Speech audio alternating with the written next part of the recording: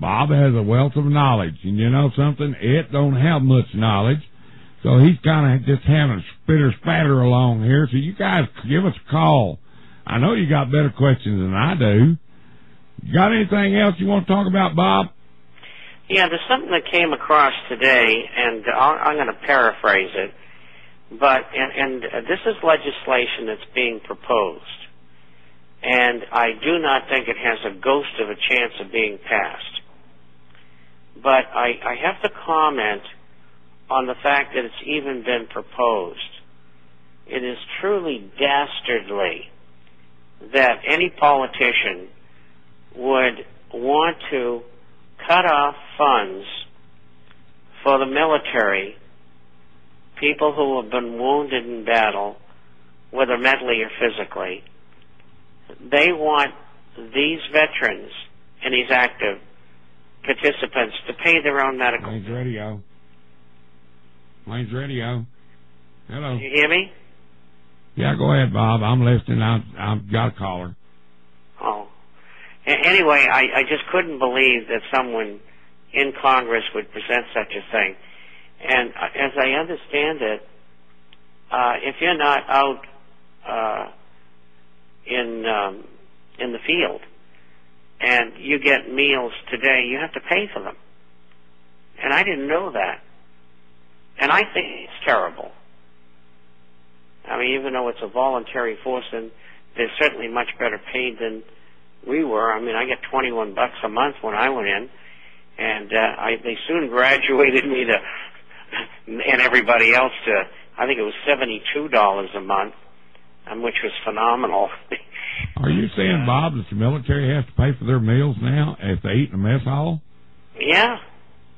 When the heck did that happen? I can remember whenever I come in, and my first, as a private, I got $100 a month, boy, and I tell you what, I thought I was rich.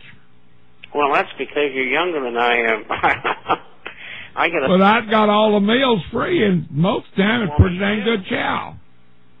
Yeah, I'll tell you an interesting story. They had a counterintelligence school in Fort Devens in Massachusetts, and I came from Massachusetts, and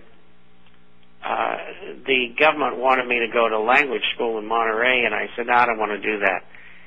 So they sent me to Fort Devens, and my mother lived about, 8 miles away from the place, and I figured, well, I'll go home and get some great meals, you know. Well, they had the best mess hall I ever was in. I mean, the food was so good there, I hardly ever went home. I hear you. That was exceptional. But anyway, I was on a program this afternoon, the American Disposition, which is Drew Rains, and I have it's pointed towards active and retired military people, particularly Navy, Marines, and State Department, and a lot of government employees. And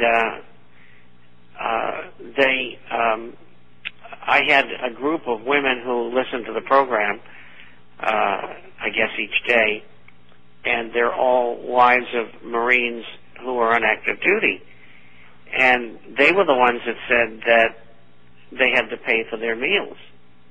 I'll be dang. So that's where I get it from. I'll be dang. And I would think that the ladies would know. Yep. I'll tell you what, Bob, when I was in Vietnam, I used to always go down to the Marine Corps 3rd Wing down at Da Nang. I'll tell you, them people knew how to put on a feed. Most of the time, you go in there and have the evening meal, and they got ain't steak better than anything here in the States. But anyway, we got a caller. Chris, welcome to the show. You're on the air with Ed and Bob. What's your question for Mr. Bob? All right. First of all, can you hear me? You better believe it. Okay. Thank you for being on the show, Bob. I have a question. Thank you. I have some platinum jewelry. Should I keep that, or should I sell it and buy gold? Well, you know, jewelry is a byproduct in manufacturing. Mm-hmm. And jewelry, most of the value in jewelry comes from the workmanship. It's usually about 150% markup from the wholesale level, and the retail it's about 100% markup. And so cashing in platinum, I don't think is a good idea. One of the reasons why is that platinum was selling over $2,000 an ounce and several months ago, and now it's selling for a little over $1,000 an ounce.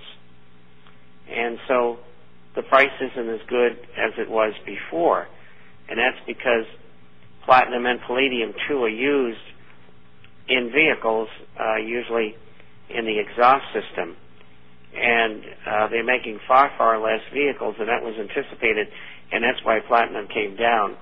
But what I would do is I would keep the jewelry for the time being and hope that perhaps you can pass it on when you leave to one of your daughters or granddaughters or something like that.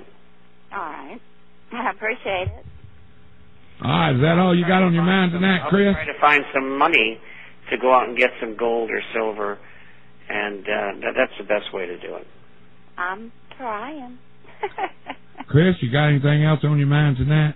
Not right now, but I might later. Well, just call back if you do. All right. All right, thank you, Cal. I'll tell you what, Bob, I found a website over in Oklahoma, and it's APMEX.com. It stands for American Precious Metal Exchange. And I'll tell you what, I have ordered twice from them people. I got my orders within a matter of 7 days. In fact, the last time I ordered last Friday, and I got it yesterday. And they, like on the spot silver, the coins that I was having to buy, the 1 ounce coins was like $17.04. They like $3.49 above spot. Is that a pretty good price, Bob? Yes, it is.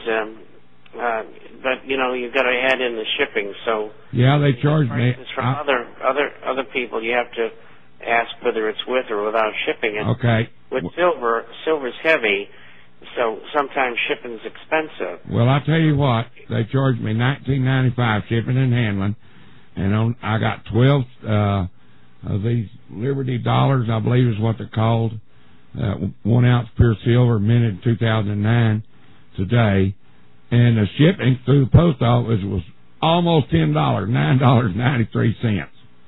Oh, yeah, that would be about right. But that's fine. And you paid $17 for them. Yeah, they're $17.04, I believe. Well, that's just about what the rate is. It's about $4 over spot. I think they charge them 30. Let me see. We had spot closed today at $12.92, up 13 cents, and so you see it's $13. You had 4, you get 17. So the price is right on what the retail market is. They were charging $3.49 over spot is what they charged. And when I bought these last Friday, better. The spot was like almost $14, $13.50 or something like that. So it come out to $17.04. That's good.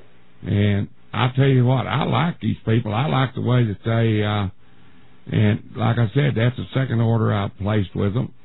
They're reasonable. Now, some of them coins, I guess they must be collector coins that are expensive as the devil. Go ahead and talk about that for a minute. I'll tell you what, we'll just take this caller live. Caller, you on the air with Ed and Bob. Who are you and where are you calling from? Okay, this is Eda from Rock Springs, Texas. Well, Eda, what you got on your mind tonight? Well, I'll wait my turn. Well, I tell you what, turn your sound down on your computer and ask Bob your question. Okay. Because you are live and on the air. Are you ready now? I mean, you're ready. You're already talking to everybody in the world. Oh, okay. Well, kill your sound on your computer, please. I better do that. Okay. I've been in touch with a retired colonel, and he sold me some silver, and I'd like to hear Mr. Chapman's comment. All right, tell him about it, then. The colonel told me if you buy gold, it's worth so much that when you buy something, they can't give you enough change for it. And if you invest in silver, you won't have near that problem. And Eda, Krugerrands many years ago were $350 apiece, Etta? I have some $20 silver pieces. Let me tell you something, Etta. You're thinking, this guy is thinking just like Ed was thinking. That's why I'm buying silver and not gold. Go ahead, Bob. What's your thoughts? Well, that problem can be solved because there are coins that are 1/10 ounce. I've got some of those. 1/5 of an ounce, 1/4 of an ounce, 1/2 of an ounce. Now, there's nothing wrong with silver, mind you, but there are small denomination gold coins that you can get, and you should have a combination of both. Well, that's good. I'm glad to hear that. I didn't know they were real small. Yeah, I'll tell you what. In fact, I got, in my first order, I got 2 gold coins. One of them was 1/10 of an ounce, and the other one was a 1/20